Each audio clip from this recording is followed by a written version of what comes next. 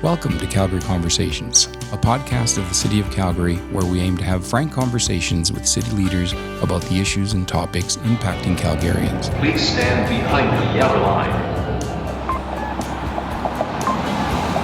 My name is Jose Rodriguez. I am the leader of Media Relations and Employee Communications at the city, and I'm happy to be your host. Welcome to our inaugural episode of Calgary Conversations, and today we're fortunate to have our top dog, our big cheese, our boss of the bosses, our Chief Administrative Officer, David Duckworth. Welcome, David. Jose, thanks for having me. You bet. Now, before we get started, maybe we can do a bit of an explainer. So the City of Calgary has no shortage of media coverage. We have a great media corps that covers us very thoroughly and fairly. There's no shortage of conversations about us on social media. Why the heck are we doing a podcast? Good question. Well, I think an informed, engaged citizenry, so citizens that are really engaged, I think is really important. And I believe podcasts are just one more way to engage with Calgarians. As you mentioned, we have a pretty robust way of communicating with citizens right now, but we should embrace all new technology as it comes around, and I know podcasts are incredibly popular. I know they're really popular with my kids who are in their 20s, and so this is just perhaps another way to engage with citizens. And it's so important that citizens are actually engaged in their municipality, and this is a way for us to provide some factual information to Calgarians in an open and transparent way. And we're hoping citizens listen to this and don't just listen to it, but actually get engaged. If they've got questions, I encourage them to reach out to myself, people on my team. They're elected officials. We're here collectively to build a world-class city. Calgary's already a world-class city. We need to continue on that path, on that journey, and it's so important that we hear from citizens. So at the end of the day, I'm hopeful that this podcast and the many podcasts that are kind of come from it are a way to really engage with Calgarians. David, maybe a little bit about yourself. You're a little bit famous, but you're not Taylor Swift famous. So why should Calgarians, what do they need to know about you, and why should we trust you to run our city? Yeah, well, one, I hope I'm not famous.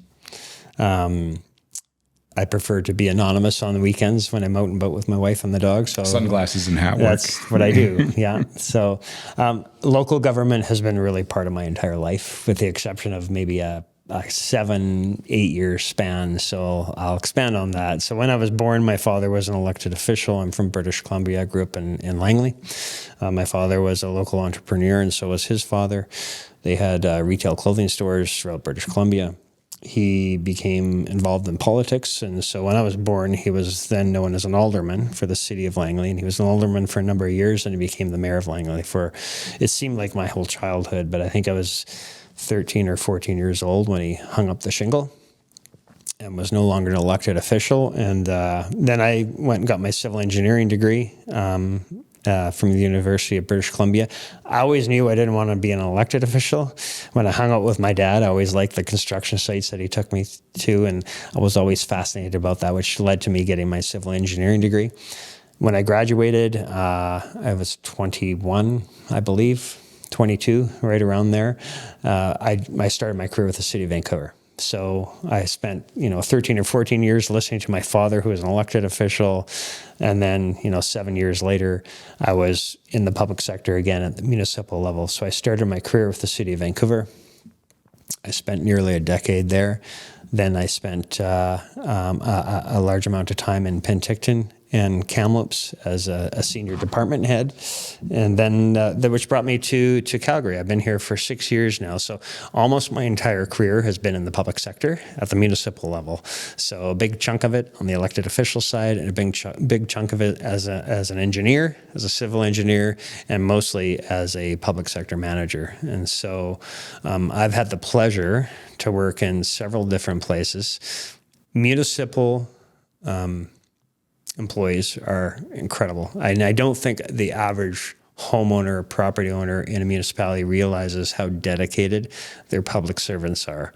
Their public servants are so dedicated. They take great pride in delivering high quality services. And this has been my experience everywhere I've worked. And so that gives me great comfort, knowing that, my 16,000 colleagues that are on the front lines every single day are delivering great services for Calgarians. So again, my entire career, my whole life, it seems, has been in the public sector. And I've enjoyed every single minute of it. Nice. Well, let's dig right into it. Affordability. It is a word that is on the tip of every Calgarian's tongue. It goes from going to the grocery store, getting your fuel, paying your taxes. What is the city doing about affordability? So we take affordability really, really seriously. We want to make sure that we deliver really high quality services that Calgarians count on 24 hours a day, 7 days a week, 365 days a year. So we want that quality high, but we want it to be affordable. And so what do we do to make sure we provide affordable services? We benchmark ourselves with other municipalities. I've had the pleasure of working in 3 other municipalities, so I've got good contacts, not just in British Columbia, but across the nation. We do a good job of benchmarking. And when we benchmark, the City of Calgary compares very, very well. And so we embark on continuous improvement. So we're always trying to find ways to make sure that we're continuing to deliver high quality service, but at the most affordable rate. And I can tell you, when you look at our user fees that homeowners pay for water, wastewater, garbage, they compare really, really well across the nation. In fact, we've had very little increases in those user fees over the last 5 years. And if you look across the country, there's 5, 10, 15% increases in their user fees for those type of utilities every single year. So I'm quite proud of the services that we provide there and making sure that those rates are affordable. And then on the tax side, where some of our largest services that we provide are funded through property taxes. And that includes police protection, fire protection, our transit service, and our mobility services.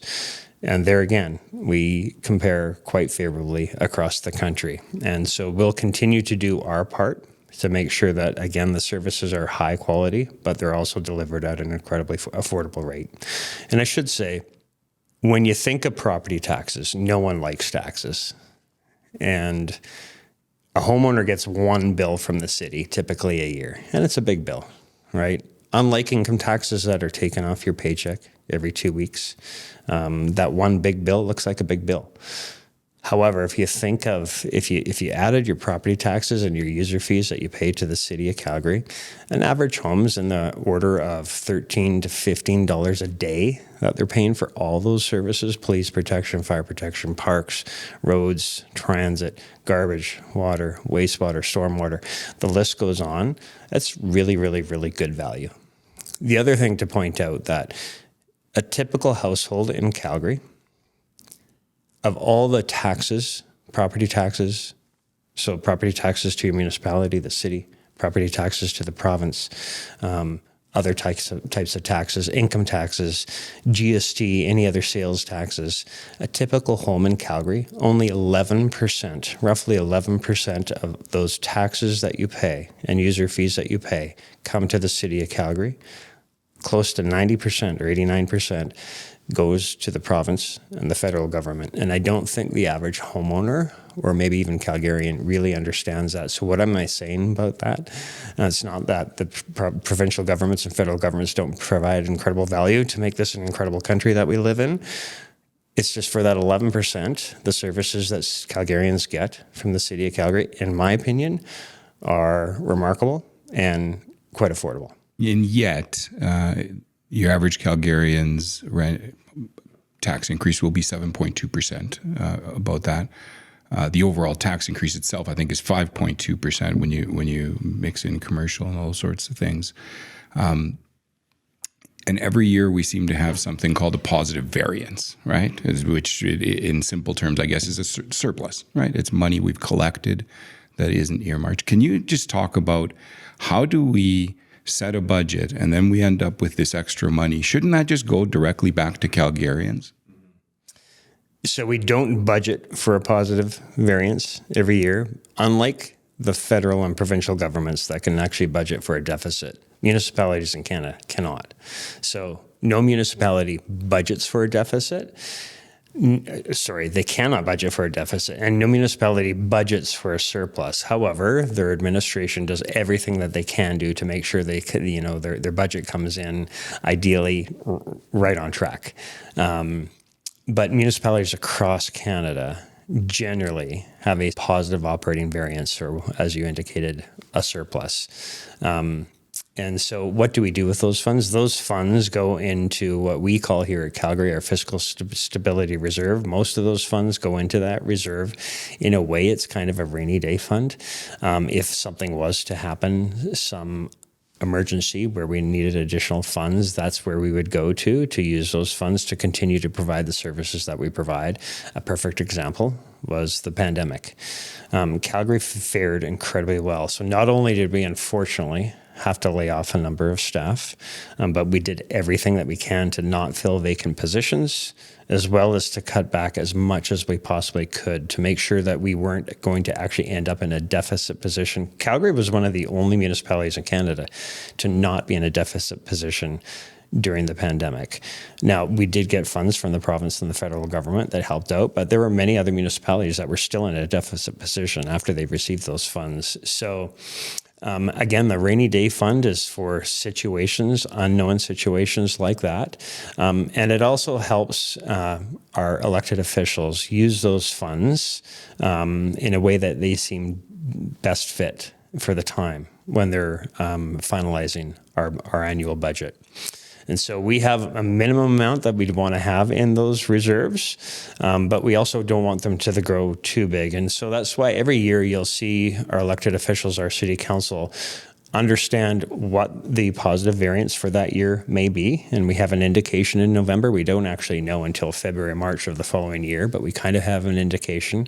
We let council know what that is, and then they determine should those funds go 100% into reserve, or should some go into reserve, and should some of those funds be used to invest in the services that we provide Calgarians. And in 2023, our council elected to use some of those funds in a way to invest in the things that they were hearing from Calgarians for their highest priorities. So some of the highest priorities that our council and administration heard was use some of those funds to invest in public safety, particularly around transit. And so that's what we did, as well as invest in infrastructure. And so that's what we did, as well as to invest in transit. So that's what we did. And so some of those positive variances are used to invest in the services that we provide. An alternative, most municipalities do not do that, is to return those funds to their taxpayers. Usually our variances aren't huge. The last few years, they've been pretty healthy, I would say. But those funds, Calgarians need to know those funds are actually going to make sure we're continuing to build a world-class city, to invest in the over 60 services that we provide to Calgarians every day, as well as to invest in our infrastructure to make sure that 10, 20 years from now, we're not falling behind with respect to our infrastructure. So we're doing everything that we can, again, to continue to build a world-class city. David, can you maybe tell us a little bit more about how does the city manage its finances?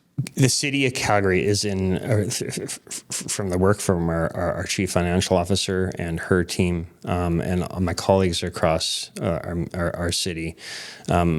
With their hard work, we're in really good financial position. We've got a AA plus credit rating. It's near the top. I think there's only maybe 3 municipalities in Canada that may be slightly above us. So we've got a really strong credit rating. We're in a really good, healthy financial position. We don't have annual deficits. Our infrastructure, by and large, is pretty good compared to many municipalities across Canada. So we're in pretty good shape right now. But it doesn't take long for that to go in the wrong direction, which is why those reserves, those positive variances, are used generally to invest. So can you draw back the veil a little bit on the mystery of how a budget gets made? Because there's obviously different elements at play. The City of Calgary will have what it needs and its priorities. Then you'll have council with its needs and its priorities. How does that work? Does the City of Calgary present a budget with what we want and then councillors add or subtract? How exactly does that process work? I can tell you my experience based on everywhere I've worked. It's a little bit different. Sometimes an administration will put the budget together and present it to council. Sometimes, as we did last year, we worked with our city council for the entire year to determine what they felt our priorities were and what we felt the priorities were. In addition to that, all municipalities engage with their citizens. And so I know we've got a number of online forums. We do 2 really robust citizen satisfaction surveys every single year where we identified what services are of value to Calgarians, what services do they think we should invest in. We use that information to share it with our elected officials, with city council, within administration to determine Calgarians want us to invest here. That's where we should invest a lot of our funds. And so that's what we do. It's generally, it's a collaborative process with councils and administration. I know in times past, we've gone in different routes. Every municipality does. There's no perfect way to put together a budget.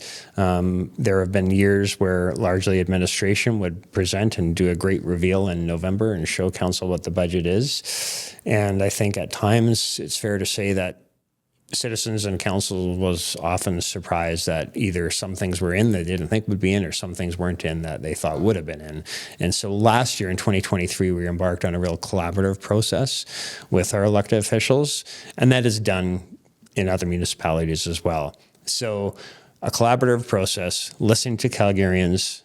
Elected officials have the ability to listen to their constituents to make sure administration understands what they're hearing from their citizens and businesses, and then we kind of package it all up and put it together. And the other thing we try to do is to make sure that what is going to be presented is sustainable and it's affordable. And so I know in 2024 our tax rate, as you alluded to, it's a little over 5%.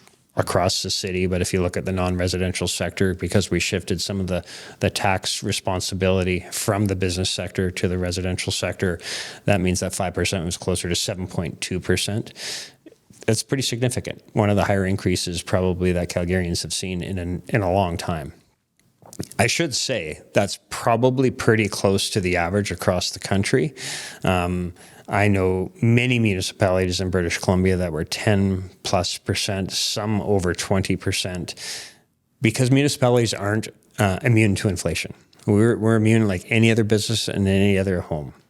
And so we need to do everything that we can when we're putting the budget together to make sure that we maintain high quality services, because that's what citizens ask us for when we do those surveys. And 2, to make sure that we're putting in front of council for a decision, it's sustainable and affordable. And it wasn't easy looking at, a 5+% increase in taxes, right? But when inflation is 4%, and then if you look at the years before, we actually had a couple of years of negative tax rates. So they were lower. They were below zero, even in high inflationary times. So there came a point in time where we just had to catch up. Now, while it was pretty significant, I can say that if you look at over the last 5 years, how Calgary compares to almost any municipalities in Canada, really, really well. Like our increases have been, on average, remarkably low compared to most places. So again, we're not immune to inflation.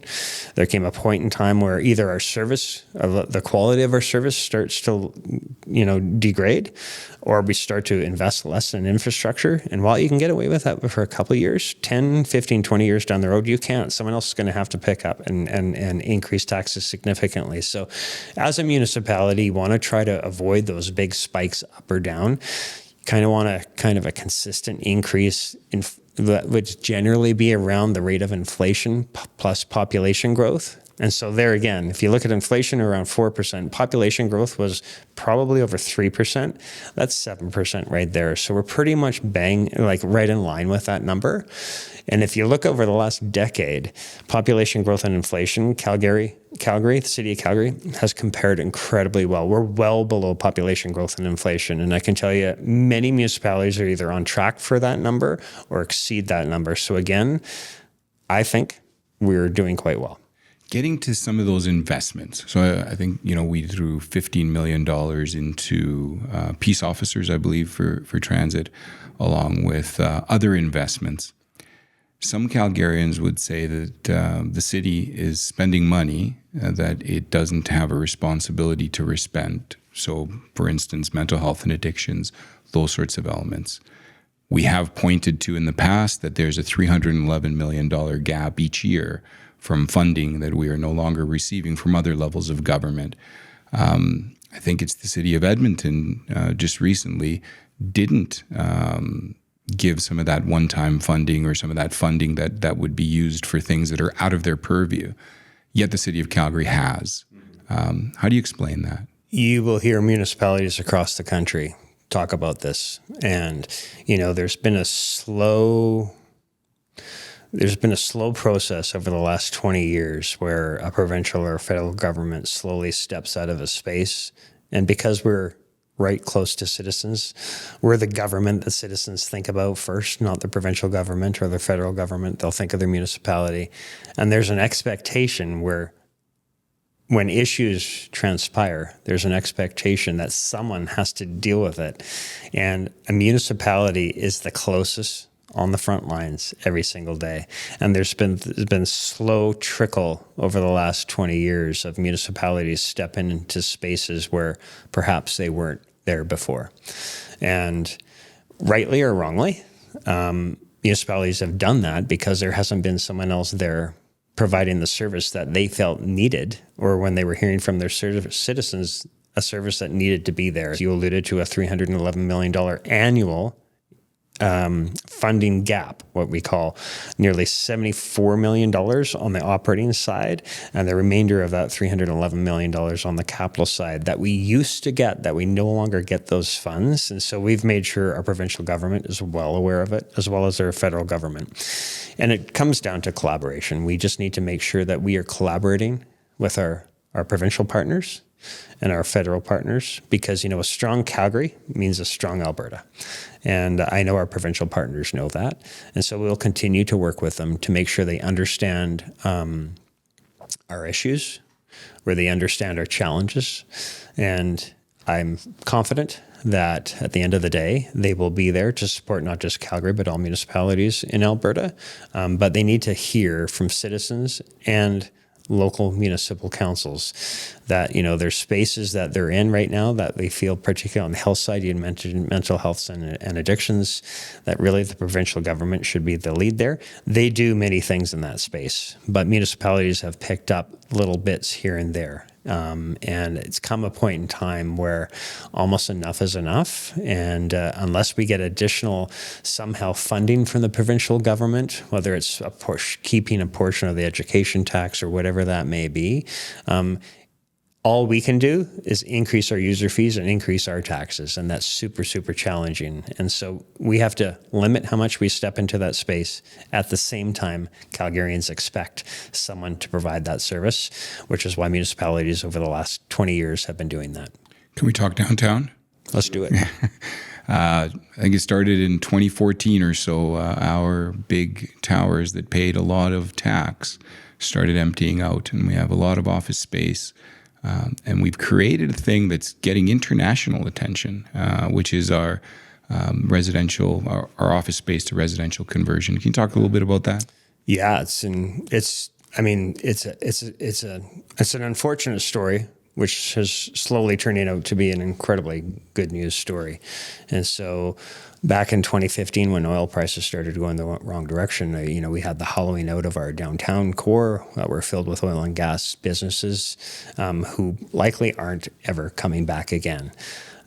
So we have a lot of downtown office space. Downtown was built like a Monday to Friday, 8 a.m. to 5 p.m. kind of. That's what our downtown is. It needs to be a 24-hour day place where people live and reside and work. And so that's the journey that we're on for the downtown strategy, to convert it into a downtown that's vacant to a downtown that's vibrant. So we're trying to convert many of those vacant office spaces downtown with an incentive program that we're providing for the private sector. For every dollar that we invest, it's being leveraged for $4 of private sector investment. There will be almost 4,000 new residents living in the downtown core with that program. And it will include nearly 2,000 new residential units downtown for people to reside. So again, this incentive program is about creating a vacant downtown to a vibrant downtown. And we feel it's a strong investment, and it's been recognized, as you pointed out, around the world. So we had a head start from any other municipality. By necessity. We did. Let's be honest. Right. Yeah. Not a good news story, but we had to do something. So we had a head start thinking about this, and then the pandemic came along. And so when we talk about 30% office vacancy in our downtown, 30% is almost the norm across the world now. Large downtowns where people are now working remotely, whether either full-time or part-time, has mean the office vacancies rates in municipalities across the world have increased significantly. So they're looking at Calgary to determine, what are you guys doing? And they're emulating what we're doing in other municipalities right now. We've had people from San Francisco, Chicago, New York, other places around the world reach out to our great downtown strategy team to learn what we're doing. So it's a really good news story. At the end of the day, not only are we trying to create a downtown that is vibrant, but we need to increase the tax base in the downtown as well. The assessed values of those properties, as you alluded to, for years, those downtown office buildings have been paying significant amounts of property taxes, a big share of the property taxes. And when those assessed values dropped, unfortunately, the tax responsibility was shifted to the other non-residential property owners around the city. It's kind of the donut around the downtown. And so their taxes increased significantly. And in 2019 and 2020, we heard loud and clear from that sector that enough is enough. And so by increasing the assessed values of the buildings downtown, that'll help bring more stability to our tax system as well. So why would somebody living in the suburbs care about Calgary's downtown? I mean, I can go shopping in my community, fuel up. I don't really need to come downtown. Why would I care? Well, we're hoping that residents do. And so the city, in partnership with the province and the federal government, there's been a lot of investment in infrastructure around our downtown core. So we want Calgarians, and we want people from across the province and in other provinces in the world coming to Calgary and spending time in their downtown core. We've invested in, we're in the process of designing and soon to be built a brand new event center in our culture and entertainment district, a brand new convention center that has just been completed and soon to be open, a $500 million investment in our Arts Commons project. And so the design reveal is coming really soon, and that's super exciting. And so again, we're hoping our downtown is incredibly vibrant, where Calgarians and others are coming to experience it. A healthy downtown, a vibrant downtown it's vital for any city anywhere in the world. And so when you travel, when you go to a place that's got a vibrant downtown, it's just got this feel where you want to come back and experience things. And so that's what we're doing. On the culture and entertainment side, we're hoping that people want to come downtown, work downtown, live downtown, and visit downtown. And so that's the journey that we're on right now. So it's hard to talk about downtown without talking about safety or even perceptions of safety downtown. Your thoughts? Yeah, during and slightly after the pandemic, again, cities around the world had struggled with massive challenges where people were no longer working in their downtown core. They were still working remotely. And with the opioid crisis, with people that were unhoused, there was a lot of social disorder, not just here in Calgary, but around the world. And so it took a while for us to, get a handle on that. We still have a ways to go. And so we had safety issues on our transit system. We had safety issues in our downtown core. We had safety issues across the city. So we work really closely with our partners at the Calgary Police Service. We also have a number of peace officers that do incredible work across the city to make sure Calgarians are safe. But we've also had to invest. And so that's where some of that in 2023 investments during our budget process to hire 65 additional peace officers. Council approved our public transit strategy, safety strategy last year. And that's all about having more peace officers in our systems, not just in the downtown, but across the entire city. We've recently did a perceptions survey of Calgarians, and they have noted that there's been marked improvements when it comes to safety in the downtown, safety on transit. But again, we have a long way to go. And like I said, every city's grappling with this right now. So we know that public safety is top of mind for Calgarians. I can tell you we are going to do everything that we can do ourselves and working with our provincial partners to make sure that Calgary is safe for all Calgarians. So I'm kind of hogging all the issues here. Anything you want to talk about? Oh gosh, we talked about affordability. I think kind of our top 3 priorities right now, and will be for our next while, is public safety, transit, and the one thing we haven't talked about is housing, affordable housing. There was just a recent article about 200,000, a little more than 200,000 people moving to Alberta in 2023. If we're a third of that, even if we're only a quarter of that, which I'm sure we were, that's 50,000 people or more in a single year. That's significant. And with growth, it's great that you have that problem, because the reverse is terrible, because I've worked in a municipality where population decreases. It's terrible. So it's a good problem to have, but it comes with significant challenges. And one of those challenges is around housing. And so we need to make sure that we, again, working with our provincial and federal partners, are doing everything that we can do to make sure that the housing stock, all choices for all Calgarians, is available. And so we recently received funding of $228 million, I think, from the Canadian Mortgage and Housing Company, CMHC. That goes in tandem with our housing strategy, our Home is Here housing strategy that our City Council approved last year in 2023. And it's all about building additional units. And so over the next 3 years with those funds, we're hoping to build close to 7,000, I think it's 6,800 new market and non-market housing in Calgary, over and above what we would experience normally. And so that's about providing more supply and more choice for all Calgarians, those that already live here and those that are moving here, to make sure that we continue to be an affordable city.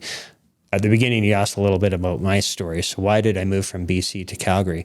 One of the reasons was for my career, but probably more importantly, our kids were in their early 20s and still in high school, and we felt, living in Kamloops, which is a mid-sized small municipality in British Columbia, we would love to live in a city where our kids want to live and spend the rest of their lives. And we didn't think that was going to be in Kamloops.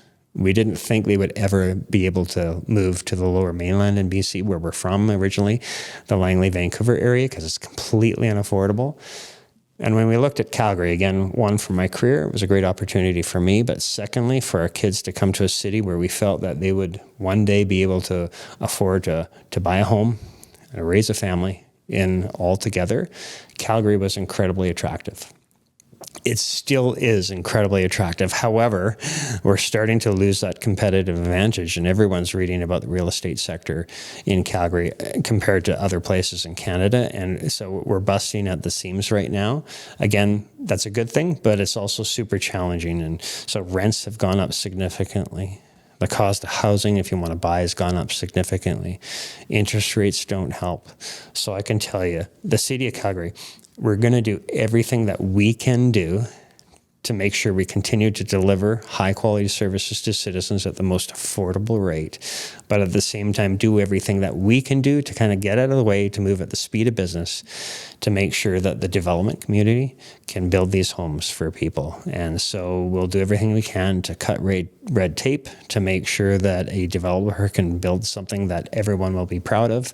Another issue that we're looking at right now, which is a big hot topic issue, is what we're calling our zoning for housing, which is looking at the single family zoning and allowing single family property owners to do something different, to build more units. And so that's a big debate that our city council is going to have here in April with the community. This is being done across North America as a way to increase supply of housing. And if you increase supply of housing, hopefully that means more affordable housing for everybody. So we're trying to pull as many levers as we possibly can. But again, public safety, transit, and housing would probably be our 3 biggest priorities that we're working on right now. And I can see those being the big priorities for the next at least couple of years. When it comes to the rezoning, there are very passionate people on both sides of that argument. How do you balance those things? Because, sometimes the loudest isn't the most, and sometimes vice versa. There's a lot of people who have a lot of opinions on what we're going to do with the rezoning. Administration's job is to listen to Calgarians, listen to our elected officials, look to see what's done elsewhere in other municipalities, not just in Alberta, but across Canada, North America, and the world, quite frankly, and determine from our best professional advice, what are the things that we would recommend that council consider. And so we will always do that. We are apolitical. We stay out of the politics. Our recommendations are always based on our best professional advice. We will continue to do that. Many things that we put in front of council are really, really contentious. And so when it comes to zoning and changing zoning, you can go to any public hearing and generally you'll hear the same things. When a piece of property is being rezoned, the people in that area and the community don't really like it. They think they support it, but just not here. This isn't the right place. It should be somewhere else. And you hear those same things, and I get it. No one wants their neighborhoods to be ruined or disrupted, and people invest your single biggest investment is typically your household, and you take great pride in that. We know that. And so we want to make sure we're building great neighborhoods everywhere. So the rezoning, the rezoning for housing issue that we're looking at right now, it's not in any way intended to ruin neighborhoods. It's intended to make neighborhoods stronger. It's intended to increase the supply of housing, of different choices across the city and all neighborhoods for everybody. But that it's very contentious. And so council will have to weigh listening to the public, listening to administration's best professional advice, and figuring out where do they go with this issue. I can tell you in British Columbia, what we're doing right now has been mandated from the province that every municipality just has to do that. You're hearing from the federal government right now, and I think the oppositional government right now at the federal level, they support these initiatives, but it's contentious. And when it comes down to the grassroots level at your municipality, these are really difficult conversations to have, which gets back to my very first point. Engagement of citizens is so important. So hopefully this issue, because it is so important to everyone, people really do get engaged. And when I mean get engaged is do everything you can to learn everything about it and form an opinion, pro or against. Speak to your elected officials, speak to city administration, come to public hearings, get engaged. By being engaged, we can build collectively an incredible city. It's not just an elected official. It's not just a council and administration working as a team. The missing piece there is citizens. Citizens, elected officials, and administration need to work together, speak to each other, have healthy debate. But these are difficult issues to deal with, and council's going to be dealing with one of them very soon. Ground level politics, as they say, right? You got it. So I think we've burst the champagne bottle on the ship on our first podcast. Any parting words? This has been great. So I hope people actually listen to this and it's of some value. I really encourage people that are listening to this to reach out to myself. There's nothing I like more than speaking to a Calgarian or a business owner to figure out what we can do to make their lives even better. So I'm hoping this podcast is a way for people to get informed and most importantly, to get engaged. So thank you for doing this. I look forward to seeing many more that come from the City of Calgary. So kudos to you. Awesome. Thanks. Thank you for joining us today. As always, we value your feedback. So please reach out to us at calgaryconversations@calgary.ca and tell us what topics you'd like covered and questions you'd like answered. Until next time, be kind to yourselves, kind to each other, and if you see someone without a smile today, give them yours. Take care.